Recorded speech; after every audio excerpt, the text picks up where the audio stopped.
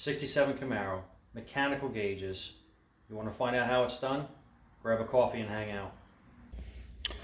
Alright, so we're inside the car, and well, the first thing we have to figure out is where do we want to put the gauges. Now the customer wants the gauges somewhere up in this area here. So let's see what kind of real estate we've got to work with. So right up underneath where the ashtray is, we have the ashtray, which is pretty well rusted in place. And somebody used at some point, which is okay. I'm going to be addressing that. So we can't get in the way of that. So if we put the gauges right about here, all right, that should be pretty good. And I may even tilt them a little bit just so that it's easier to see from the driver's seat. And with the gauges there, that gives room to get your fingers underneath here and pull out the ashtray for coins, gum, I don't know, maybe ashes. Now, the way these go in is that on the top of the bracket here are mounting holes. Now, I could take the gauges out, flip this around, and screw this right to here, but the gauges sort of face down.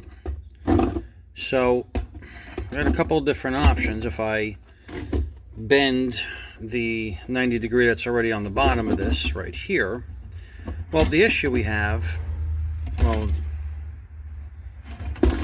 another option we have, rather than trying to hang this and do this upside down, is we can probably mount this pod like this. Obviously, flip the gauges around. The gauges have to come out anyway. And maybe even turn them on an angle a little bit, just so that they're easy to read from the driver's position. Yeah, I think I like that. Okay, so now what's our next step? Well, we got this big metal console in the way here. We're not going to be able to drill holes into it, so the console's got to come out. Now, of course, the next question you're going to ask is, how does the console come out? Well, it's not that hard, actually. There's only a few screws that hold it in. And it starts with taking off this center console.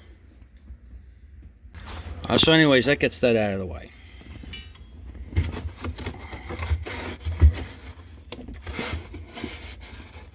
Now comes the fun part of looking for all the other screws. So, yep, on the side there we got another one.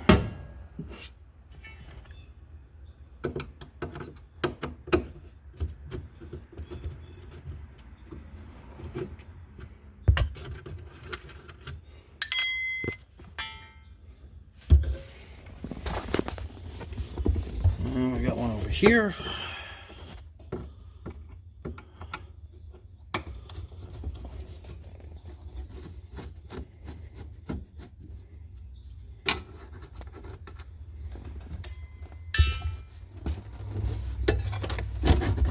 Okay, it's starting to come free. Oh, let's work our way towards the back here. I don't see any down there. Nope. Let's see, we got a big screw inside there where there should be an ashtray. And then inside here, we got a big screw. So let me go get a number 3 Phillips. We'll get that out.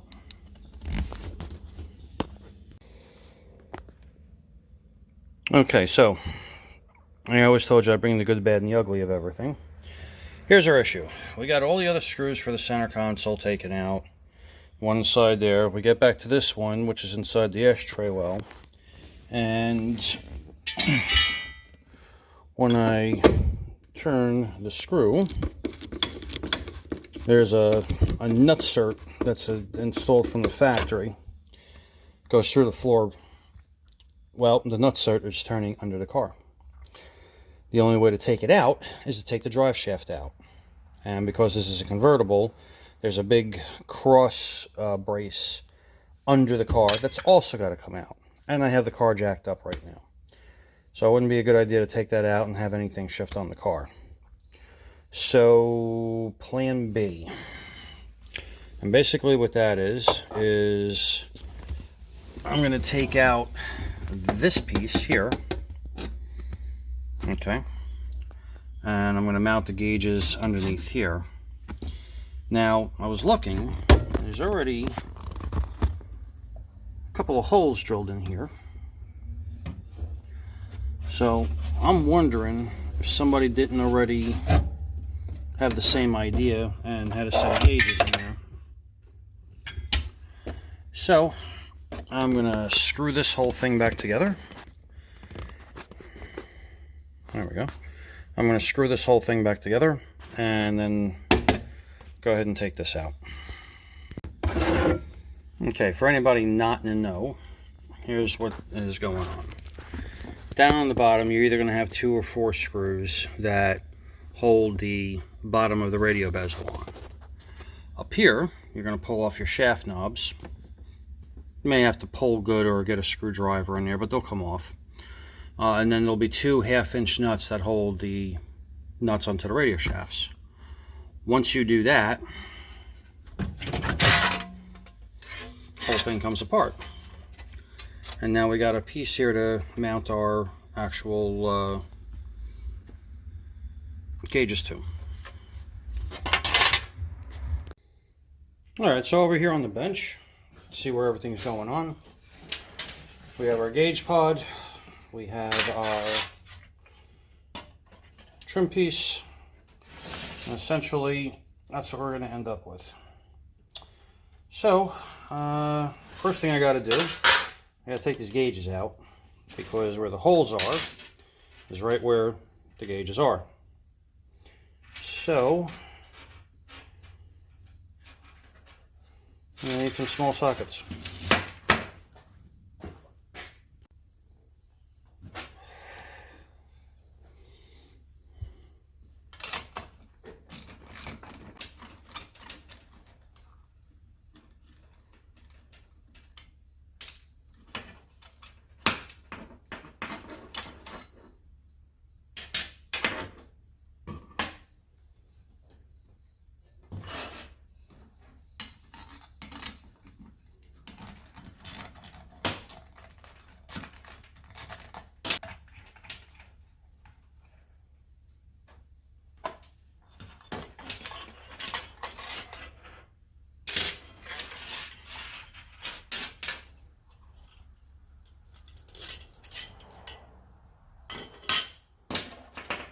Now, one thing you want to pay attention to on the volt gauge, okay?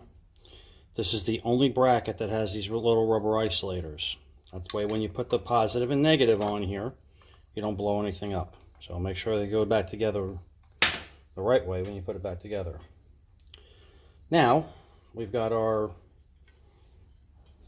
pod panel. I'm thinking it's something like that.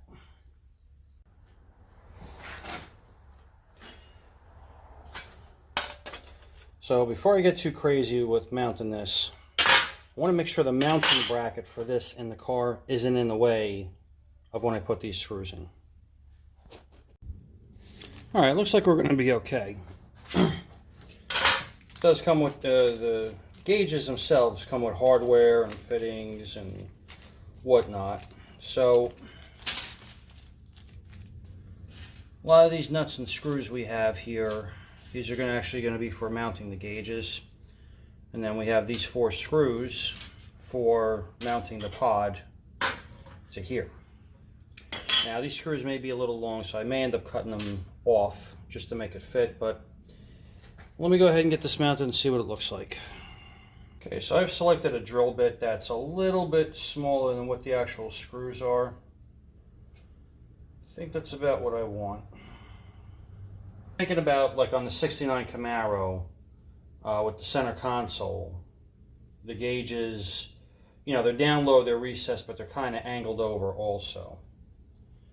So,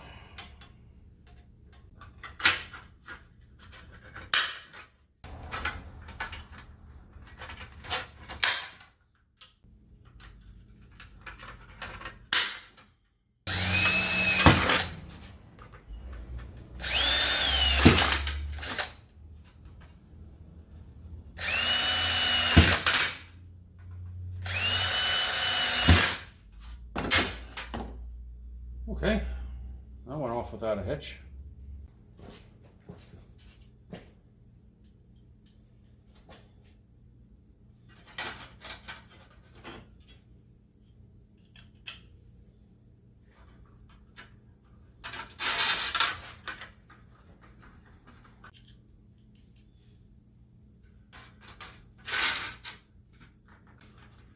So in other news,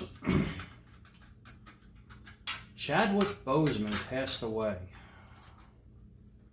And for those of you who are geeks like me, everybody's wondering what's going to happen with Black Panther. Now, some people say Shuri should take his place. I'm not really opposed to that, seeing as how she has all the tech. And anybody who follows the story knows that you take this bath in the special sand and you get the enchantment, and you know, that person has all the powers of the Black Panther.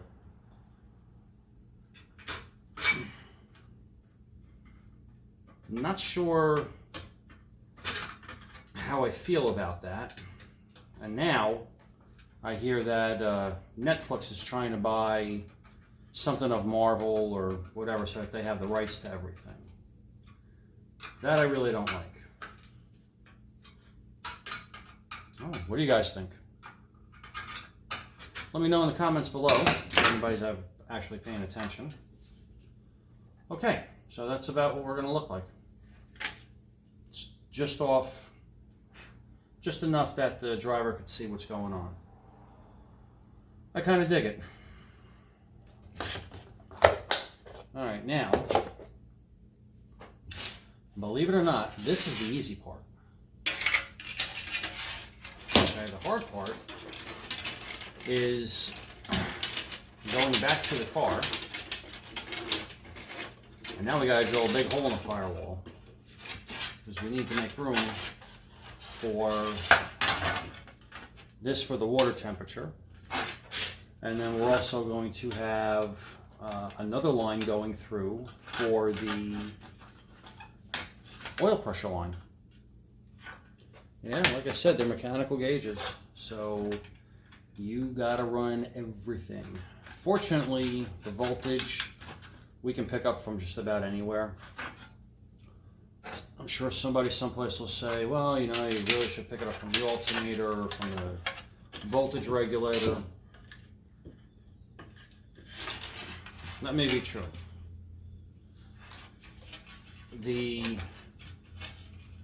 kit here does come with instructions, so we'll figure out what needs to go where and what the kit wants. I'm just putting these in loosely. I'm not getting all crazy with them because I don't know how many more times these are going to have to come in and out to do the final wiring. We got lights that got to go in here. We have a fitting here, like I said, for the oil pressure that's got to go on.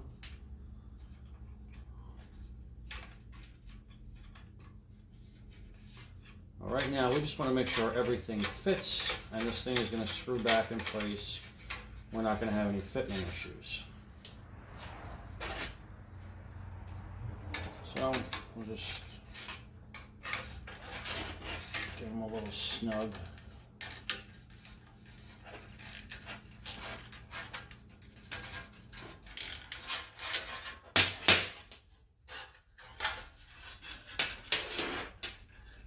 I think it's going to look okay.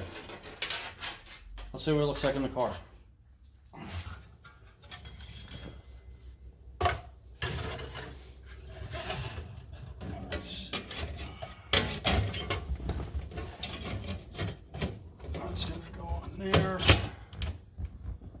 It's going to go there. Alright, so immediately I could see that the screws are going to be a little too long for this. That's a shame.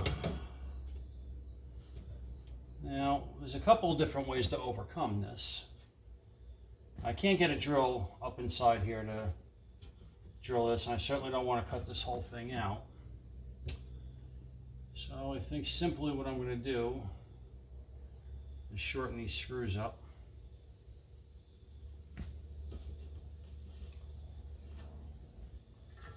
And even with the ashtray back in place, you know, that's kind of look garbagey. We don't want that.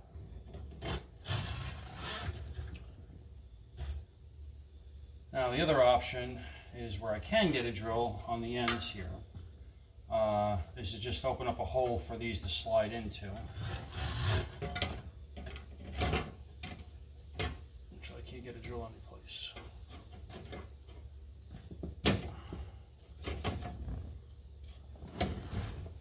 But I dig the placement. Like I said, it's got just enough, just a little curve over to the driver's side to make it easy to see.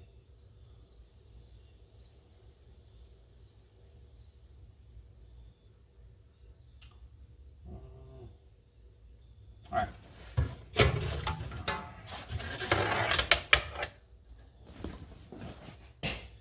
I'll be right back.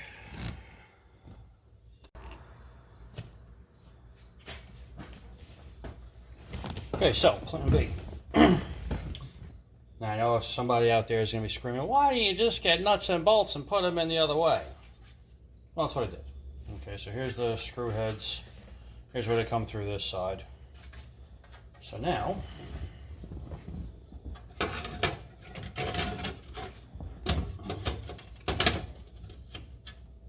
fits just like it's supposed to. Okay, so that's the easy part.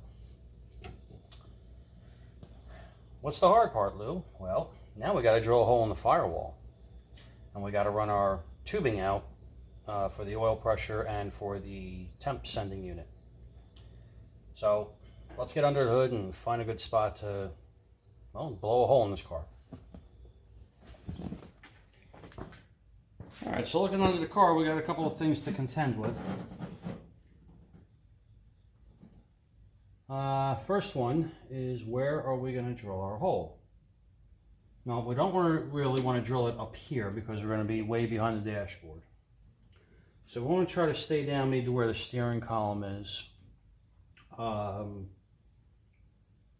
we have to stay away from the steering column. We got to stay away from the clutch actuator assembly. So I'm going to take a look at this from inside the car and see if I can't just drill out and figure out where we are. Now we also have where the fuse block is. That might be accessible from inside and out here.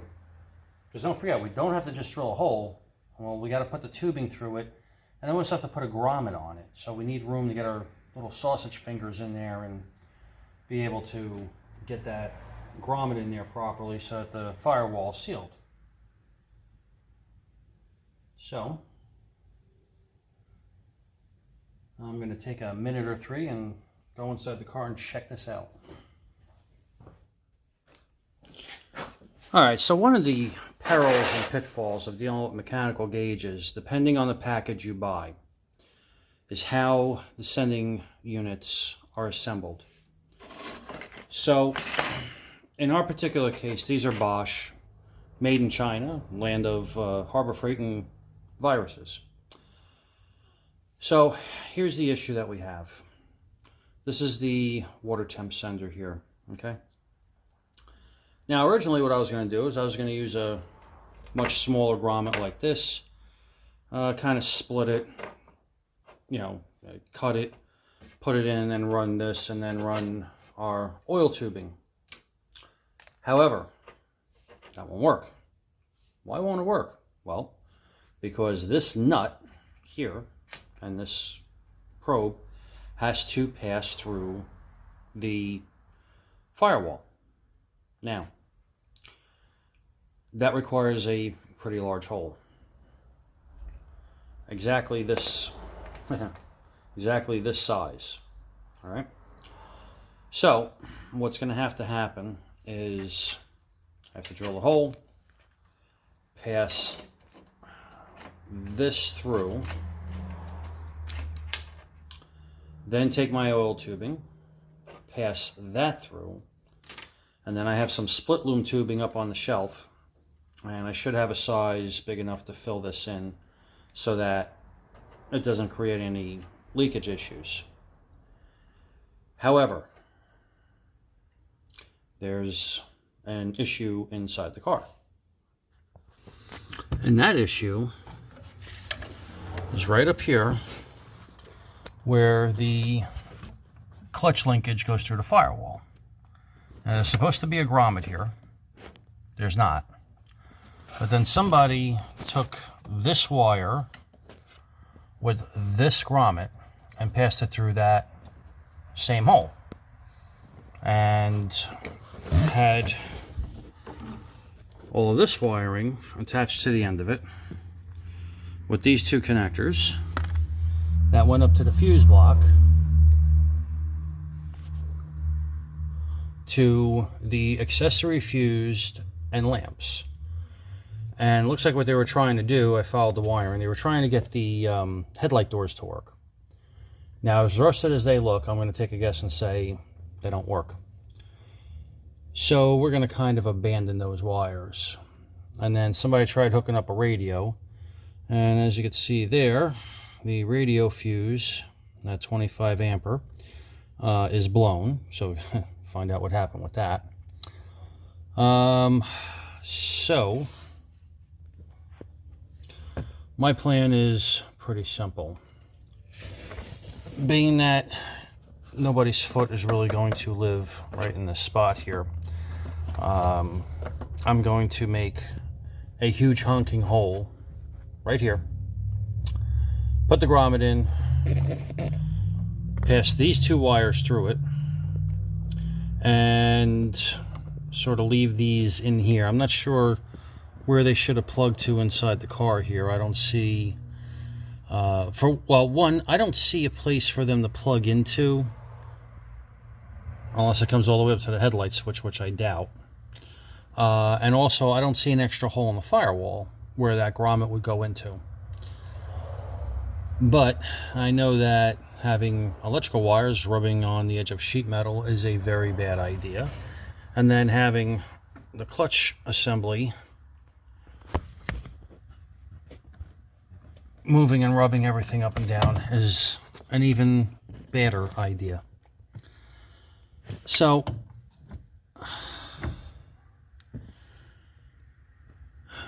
this is the things I love about working on old cars, is when you find what fuckery people have done. All right, time for me to make a big hole. Okay, so we have a big old hole down there. I have my grommet. Now, full disclosure here. I made the hole big enough to pass this nut through. I did go ahead and cut the grommet to pass that over the wire here. But it'll go in there and get sealed up. And, well, with the big hole where the clutch pedal is, I'm not really worried about it. Plus, this car's not going to get driven in the rain. You know, a little bit of silicone on the ends and it'll be just fine. Plus, this is underneath where the brake booster is, so it really doesn't get wet underneath there. So I don't have room to get the tripod in here with the seat and everything else for you to see how I put this in, but I'm going to go ahead and put this in and, you know, run the tubing for the oil and then pass those other wires that are jammed up in there now. Pass those other wires through here. And then we can, well, I don't know.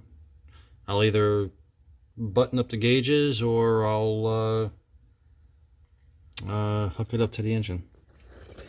All right, see you in a bit. All right, gang. So, Hole is drilled, grommets in. Okay. The 2 wires that I had to pull in, I put wire loom around. They go through the grommet.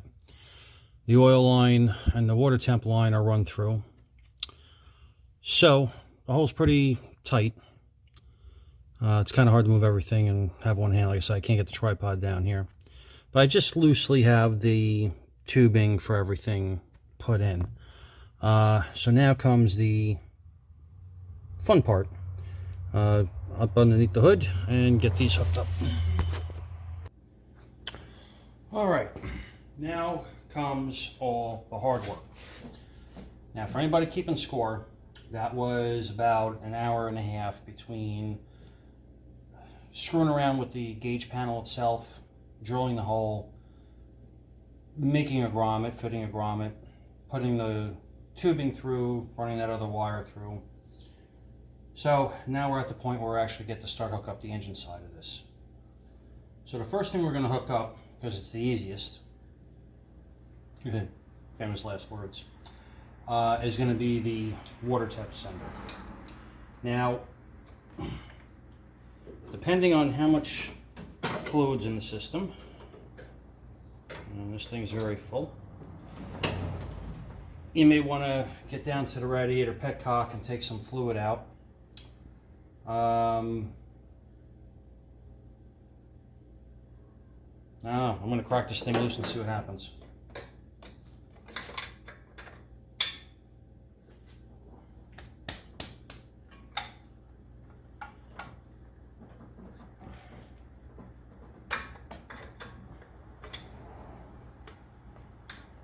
Now the sending units come in different sizes. Sometimes I find this particular one is a 15/16.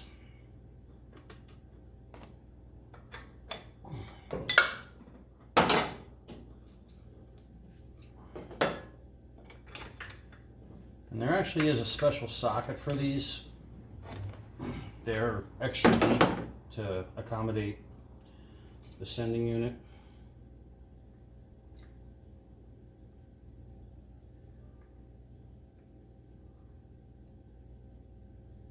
Okay, so we're in good shape. Now, the kit for the gauges comes with all these adapters here. All right. So basically, you just need to find the one that fits.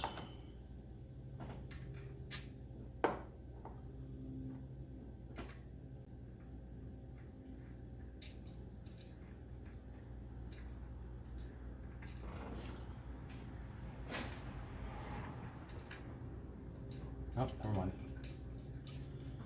Okay, now, one of the things that you'll find if you actually take the time to read the instructions is it's going to tell you not to use Teflon tape. If you look at the factory one, there's no tape on it. Okay, there's no sealants. These threads have a slight taper to them that make the seal as you thread it in. The reason why you don't tape it is it'll screw up the grounding of the sending unit. So just put it on there bare like this and it'll be fine. Now the other thing we want to be careful of, so this has a pretty long probe on it.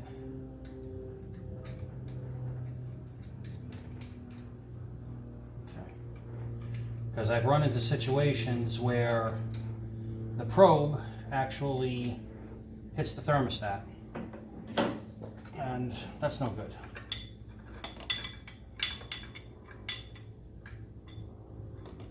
This here is not a 15/16. It's a 7/8. Alright, now listen, you ain't gotta get crazy when you tighten this down, because if you do, you're gonna crack the thermostat housing. And then you're gonna have a bad day.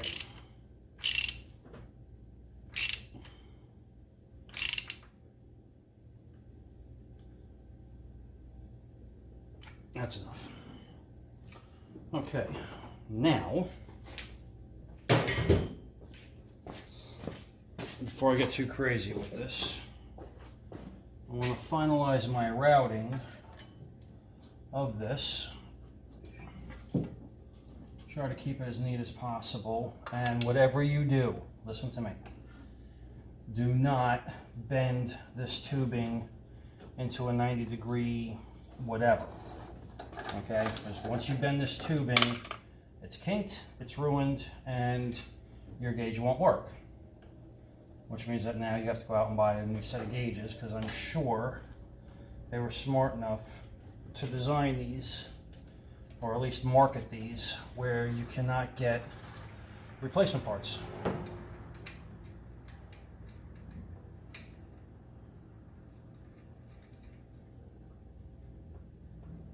Okay. So I'm going to leave what I like to call a service loop. Just about like that. I'd say it's probably a 9/16 or a 5/8.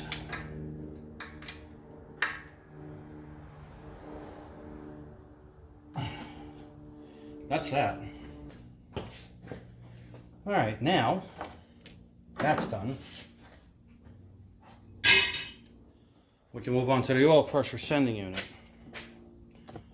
That lives way back behind the distributor. Okay.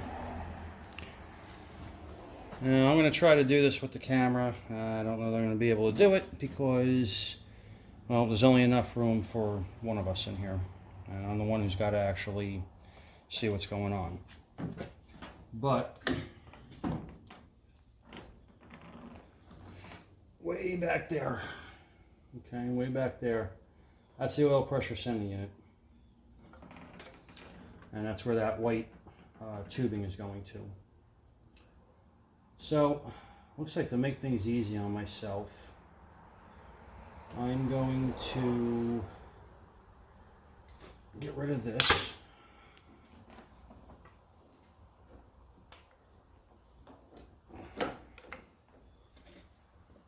And then I'm also going to I'm going to pull the coil out. Give me some room here.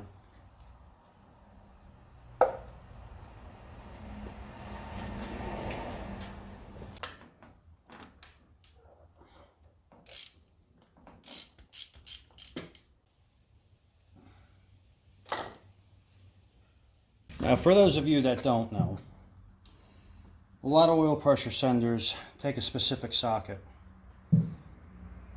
Sure enough, I happen to have one.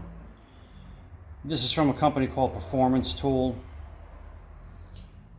The part number, let's see, ooh, that's really zoomed in, ain't it? Okay, it's 1 1/16. Now, it could be different from a Chevy to a Ford to a Dodge to a Toyota and all that other stuff, but back in the day, I used to work on Chevy exclusively, so I happen to have one of these. So now we'll go ahead and take that out. All right, and that's that.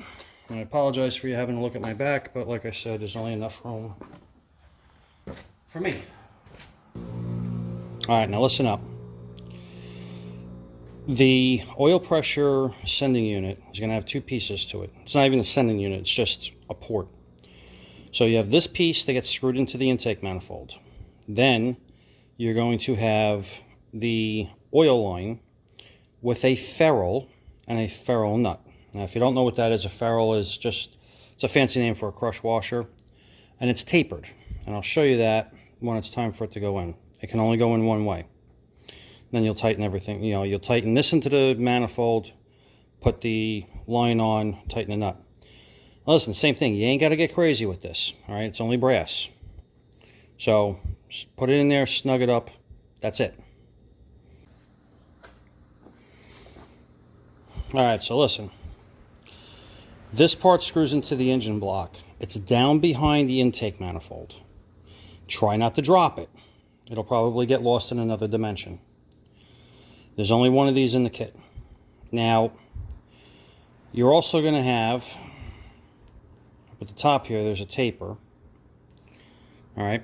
you're going to have, once this is screwed down, your line, a ferrule, and a ferrule nut. Now, ferrule is nothing more than a fancy name for a crush washer. The nut crushes the washer, makes the seal. All right. So you're going to put this in, same thing, no tape, no nothing, just put it in. And again, if I wasn't clear the first time, do not drop this. God be with you. All right, that should be tight enough. Now, what's tight enough? To me, normally tight enough is hand tight plus one turn. Now, depending on the condition of the threads, that's going to vary. You'll feel when you're getting tight, or when, you know, you're just, or when you're fighting your way through a bunch of crud in the threads. Okay, now, here comes the fun part. Okay, now it's at this point where you're going to be doing some fine surgery. So this little tiny brass thing in my hand here, that's the ferrule. All right, you see the taper on it?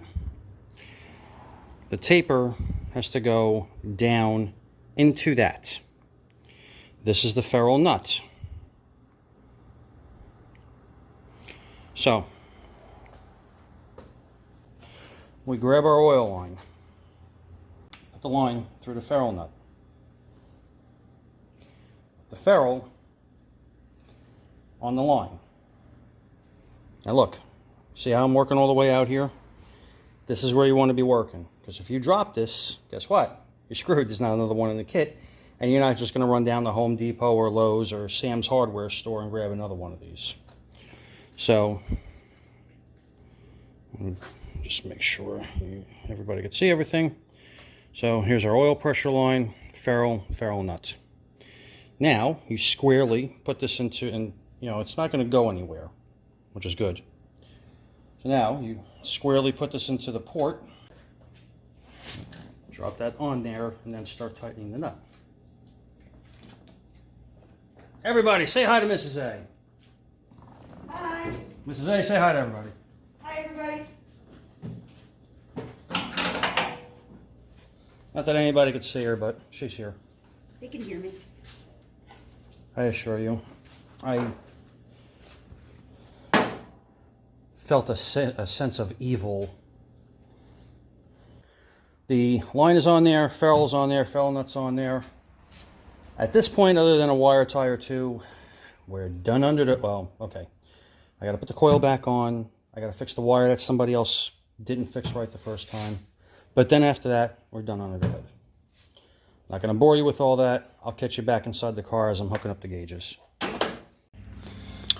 Alright gang, so there are the gauges installed. Okay, sorry about the glare. It's hot, I got the doors open. These are mechanical gauges, so as you can see I've already had the engine running. And that's where it's cooled off to. Now, because they're mechanical gauges, they're on all the time. So if the temperature goes up, well, the temp gauge is going to go up. So, turn the key on, see we got 12 volts. See the oil pressure's climbing.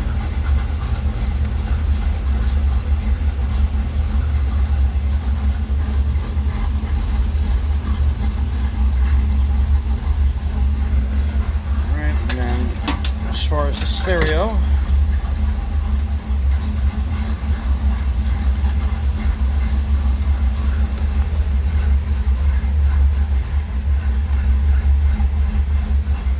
that's on. There's no antenna on the car. I had it hooked up to my Bluetooth on my phone, and well, it didn't sound too bad for just having the center channel. Never mind. You can keep it dying.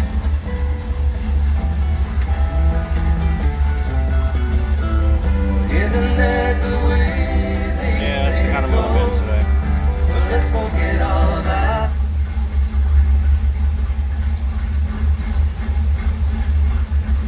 And there you go.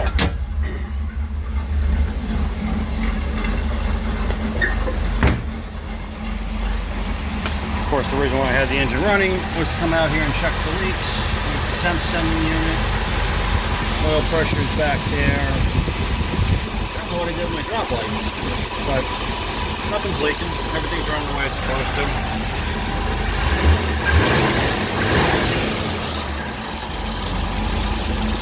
One of the quietest first generation Camaros I've ever seen. Heard.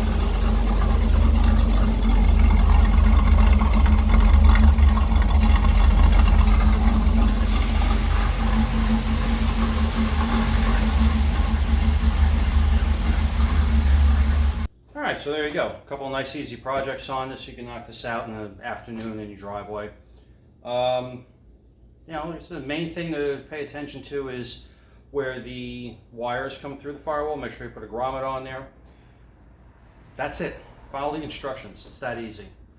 It's not that easy on all cars, but it's that easy on this car. I think it needs a tack too. Let's see if I got one sitting on the shelf. Well, anyways, that's going to wrap this up.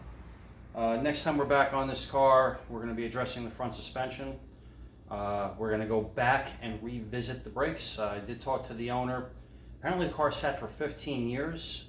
He bought the car 2.5 years ago and then just started driving. Changed the oil and went.